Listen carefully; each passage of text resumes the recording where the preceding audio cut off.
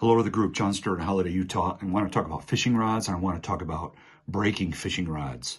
And I want your thoughts and comments about what is your horror story? What is your horror story with a broken rod and how you broke it and when you broke it and how much the rod was and how many tears you shed because you were like, good God. All right, here we go. This is the TFO Trout and Panfish, first generation, 2-piece, 6-foot rod. Bought it 18 months ago, maybe 2 years ago. They were on closeout at the locally Sportsman's Warehouse here in Utah. And they were $60 on closeout. Some kind of special sale and blah, blah, blah. So I bought it to fish ultralight. I really like the rod. I like the color. I like the graphics. I like how it's the finish is a little bit kind of see-through. So you can kind of see the carbon wrap and stuff.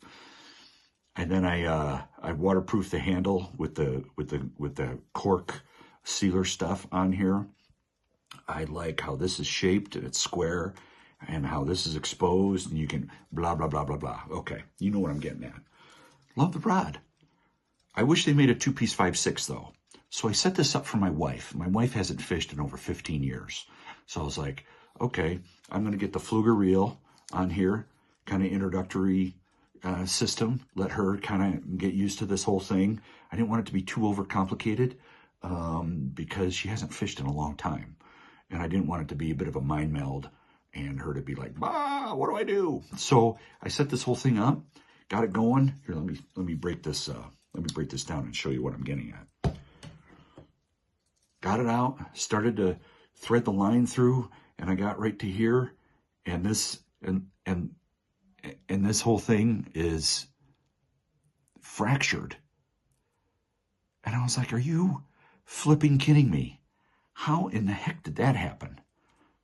And that's the frustrating part, is I have no idea how this, I treat these things like with kid gloves because, and this is like, and it's not even really broken. It's just fractured. And I was like, oh boy. Okay. So this setup didn't work. Good thing I brought a second rod. I always, that's the Army in me. I always try to,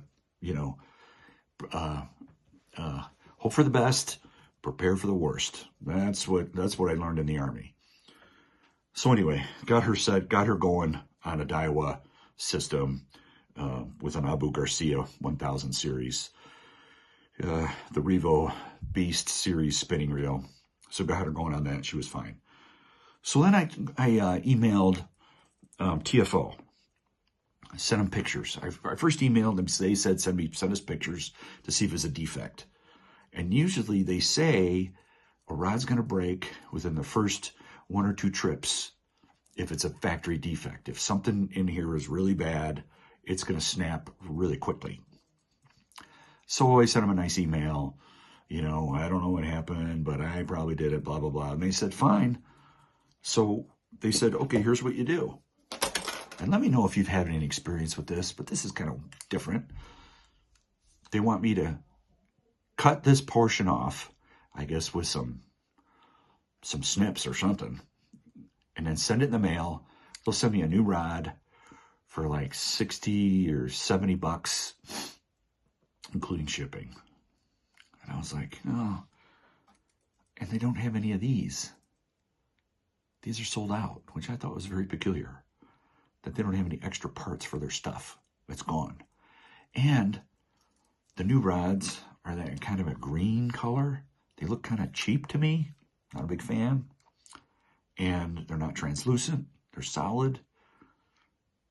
I don't want to sound so like weirdly thin about its aesthetics, but it doesn't, I just don't like it. And now the rods are like $120 a piece. I can get a Daiwa Presso 2-piece and a 5/6 for 80 bucks. So I'm kind of struggling. Let me know your thoughts. Let me know what weirdness has happened with your rod experience of breakage and repair or non-repair. Because you would think, and I've written Loomis and Shimano about this, they should have a lifetime warranty on all their rods. Okay, maybe everything over $100. If it breaks, send it in, we'll send you a new one. They would kill it. They would kill it if they had their back on the fishermen, because the fishermen aren't going to break their rods very much. It always is something kind of weird, and it might only happen once every 10 years.